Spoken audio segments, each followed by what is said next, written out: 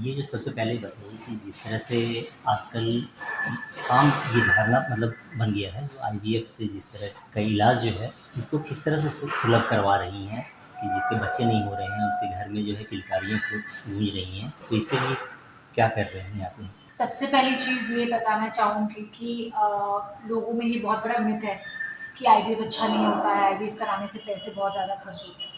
लोग ये नहीं समझते हैं कि अगर वो आईवीएफ को अवॉइड करने के बजाय जो अपने सालों-साल सिंपल ट्रीटमेंट जो कि उनके लिए किसी काम का नहीं उसमें यूज़ कर रहे हैं, उससे वो अपना टाइम भी वेस्ट कर रहे हैं और अपने पैसे भी वेस्ट कर रहे हैं। अगर आप उन सालों के पैसे को टोटल मिला लीजिए तो उतना उन लोगों का 2 से 3 बार आईवीएफ हो सकता है।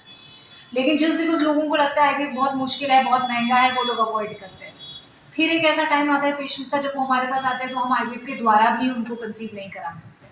इवन आफ्टर वो अपना पैसा खर्च कर दें, हम आईवीएफ करा दें क्योंकि एज निकल जाती है। अंडे और शुक्राणु में बहुत प्रॉब्लम्स हो जाती है जब एज बढ़ जाती है। उसके बाद हम लोग आईवीएफ के द्वारा भी बहुत सारी लिमिटेशंस हो जाती हैं हमारी।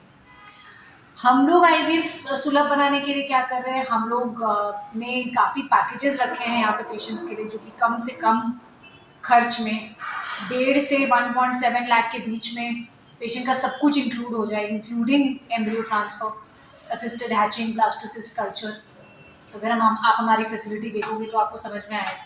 इतना बड़ा स्क्वायर फीट का एरिया और जो केस सिस्टम की इंक्यूबेटर्स और जो हमारे लैब में सुविधाएं हैं, ये आज तक पूरे झारखंड और बिहार में किसी सेंटर में नहीं है। और मैंने खुद मैंने विदेश में काम किया है, लंदन में 3 साल, हैदराबाद में 9 साल, केरला में 2 साल, दिल्ली में 3 साल। वहाँ पे जितने जगहों पे जो फैसिलिटीज़ हैं, मैं बहुत गर्व के साथ कह सकती हूँ कि वो सब यहाँ पे मेरे में उपलब्ध है।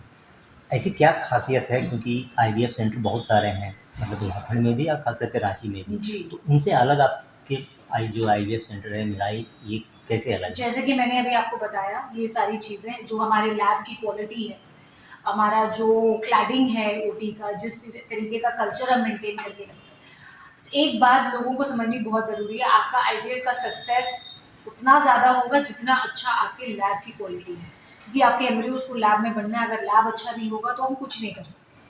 तो लैब का इम्पोर्टेंट होना बहुत ज़रूरी है।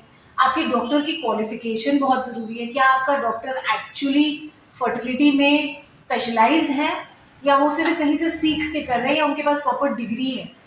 और कितने सालों से वो डॉक्टर काम कर रहे हैं फर्टिलिटी की फील्ड में, क्या उनका एक्सपीरियंस है, कितना साइकिल्स कर चुके हैं, क्या उनका सक्सेस रेट है, ये सारी चीज़ें पता करना बहुत ज़रूरी है।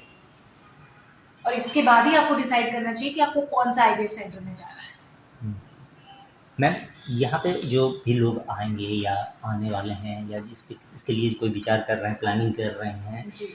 तो कब सही समय है कि मतलब आना चाहिए और इसके लिए क्या कुछ उसको करना होगा? तो सबसे पहली बात है कब आना चाहिए। ऑब्वियसली अगर आपको शादी को 5 से 6 साल हो गए हैं और आप बहुत सारी ट्रीटमेंट्स करा चुके हो या आपका आईवीएफ कहीं फेल हो गया है या आप 5-6 बार आईयूआई करा चुके हो या आप दवाइयाँ खा रहे हो और आप कंसीव नहीं हो रहे या किसी हस्बैंड को शुक्राणु की प्रॉब्लम है, मालूम है कि प्रॉब्लम है, वो दवा से ठीक नहीं होगी। ये सारी चीज़ें तो ऑब्वियस कॉज हैं हॉस्पिटल में आके कम से कम जांच दिखाने का, एक सेकंड ओपिनियन लेने के लिए। दूसरी चीज़, अगर आपने कहीं नहीं दिखाया है और आप पहली बार आने का सोच रहे हो, तो एक कपल जिनकी शादी को 1 साल हो गया है, मिनिमम 1 साल हो गया है और जिनको माहवारी रेगुलर आती है और उनको कोई दिक्कत नहीं है तो और 1 साल हो गया तो उनको डेफ़िनिटली आके अपना चेकअप ज़रूर कराना चाहिए कि भाई सब कुछ ठीक है।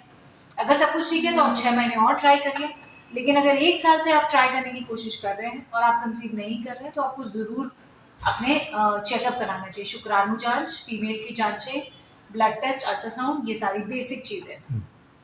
मैम, इसमें क्या खर्च पड़ता है और एक जो मध्यम वर्ग है वो कैसे इसको अफोर्ड कर सकता है या नहीं? हाँ, ये बहुत इम्पोर्टेंट क्वेश्चन है। इसका क्या खर्च होता है ये डिपेंड करेगा कि आपको क्या ट्रीटमेंट हम लोग एडवाइस करते हैं। जस्ट बिकॉज़ ये आईवीएफ सेंटर है इसका ये मतलब नहीं हम सबका आईवीएफ करते हैं। अगर एक पेशेंट को दवा खाने से, ओव्यूलेशन, इंडक्शन से कंसीव हो जाए, बहुत सिंपल केस है, ज़्यादा कुछ प्रॉब्लम नहीं, तो उसका कॉस्ट अलग होता है। अगर एक पेशेंट आईयूआई की श्रेणी में आते हैं जिनको आईयूआई की ज़रूरत है, तो उसका कॉस्ट अलग होता है।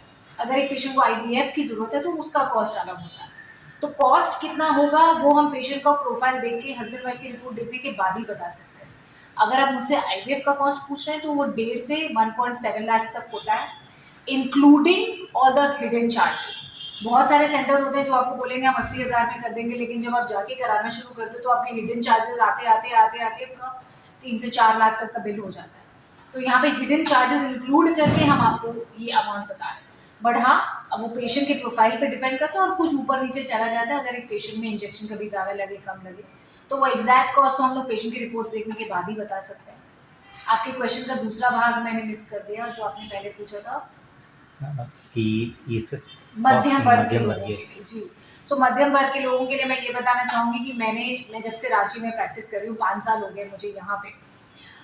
मैंने एक पानी पूरी वाले का भी IVF किया है, जिनके जुड़वा बच्चे हुए हैं। तो अगर एक पानी पूरी वाला, हर मुँह में उनका स्टॉल है, मैं आज भी जाती हूँ तो वो मुझे मुफ्त में पानी पूरी खिलाते हैं।